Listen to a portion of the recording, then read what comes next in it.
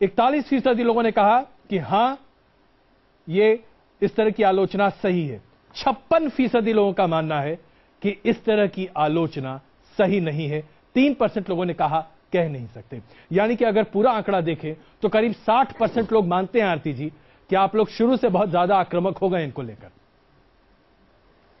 हम आक्रामक नहीं हुए, ये हर रोज नए नए बड़ी बड़ी बातें, बड़े बड़े वायदे, और जिस तरीके से सारे सिस्टम को, सारे सिर्फ हम पाक, हम साफ, हम ईमानदार, बाकी सब भ्रष्ट, बाकी सब चोर, इन्होंने इतनी हाइप क्रिएट करी जी। तो उस हाइप के कारण इनका इस तरह से इनकी निंदा होनी साथ के साथ जरूरी है कि जो बात ये नहीं पूरी कर पा रहे, तुम कहते हैं वीआईपी कल्चर नहीं लेंगे, तो मत लो ना भाई।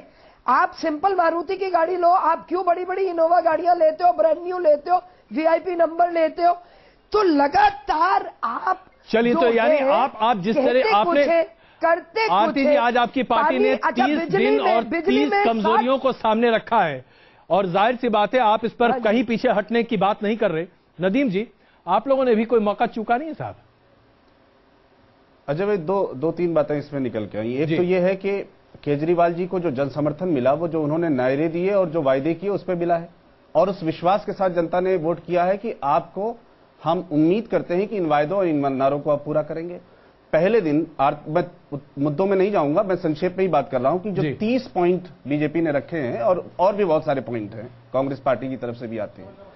पहले दिन आप आते हैं मेट्रो से और फिर आते हैं गाड़ियों से। जो मूल विचार आपका है और जो आप समझते हैं कि किस तरह से राजनीति ये करते हैं कि आप आज कहते कुछ है करते कुछ है, इससे ये पता चलता है कि जो आपका कमिटमेंट है उस कमिटमेंट पे आप खरे नहीं उतरते। और आज अगर जो वायदा करेंगे, जिसकी तरफ आपने भी अभी इशारा किया, कल ये वायदा उसको पूरा नहीं करेंगे। धीरे धीरे धीरे चीजें ये एक्सपोज होती चली जा रही हैं। केजरीवाल जी अपने स्तर पर कुछ कहते हैं, उनके जो दूसरे विधायक हैं बिन्नी साहब, वो कुछ कहते हैं कि ये तो झूठ बोलते हैं, दूसरे और जो उनके साथी हैं वो कोई और बयान देते हैं। तो आप क्या कहते हैं ये बताइए ना।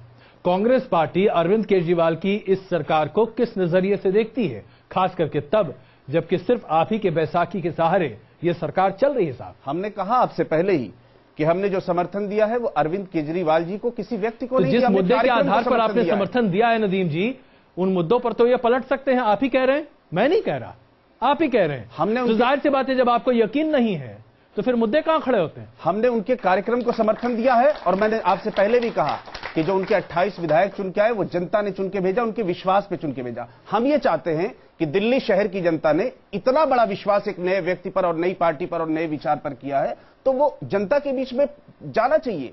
और मुझे ऐसा लगता है जो इस तरह के हालात बनने, जो 1977 में हुआ, जो 1989 में तो हुआ, फिर से चुनाव होंगे, 1998 में हुआ, नहीं चुनाव फिर से नहीं हुए थे।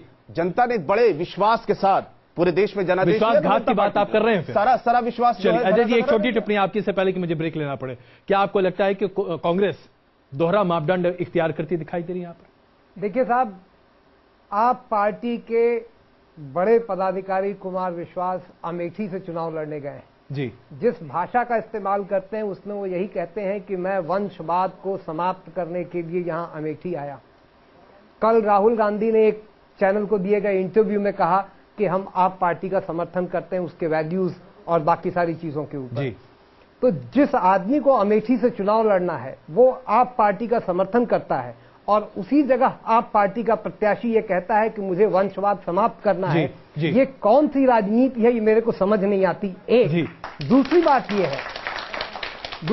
यह है कि कांग्रेस पार्टी ने इसके पहले भी देवगौड़ा से समर्थन वापस लिया है, गुजराल से समर्थन वापस लिया है, और चरण सिंह के साथ भी कुछ ऐसा ही किया है। मुझे ऐसा लगता है कहीं ऐसा न हो कि लोकसभा चुनाव के बाद अरविंद केजरीवाल को भी चरण सिंह जैसा देखना पड़े। ये चीज न हो तो बेहतर होगी भारतीय राजनीति में। नहीं, मैं वापस आता हूं यहाँ, मुझे एक ब्रेक के बाद आ रहा हूं। नदीम जी, बस ब्रेक के बाद आ रहा हूं, आप बने रहिए इस ख्याल के साथ, पकड़ते हैं आपके इस ख्याल को भी। और साथ ही साथ आम आदमी पार्टी ने जो तमाम वायदे किए, उसके साथ साथ कई ऐसे फोपे, जिसे हम दिल्ली की बोलचाल की भाषा में ऐसे फोपे हुए कि उसके बाद विश्वास कई बार डगमगाता हुआ दिखाई दिया। इस पर भी चर्चा करेंगे इस तुरंत छोटे से ब्रेक बाद। बने रहिए हमारे साथ।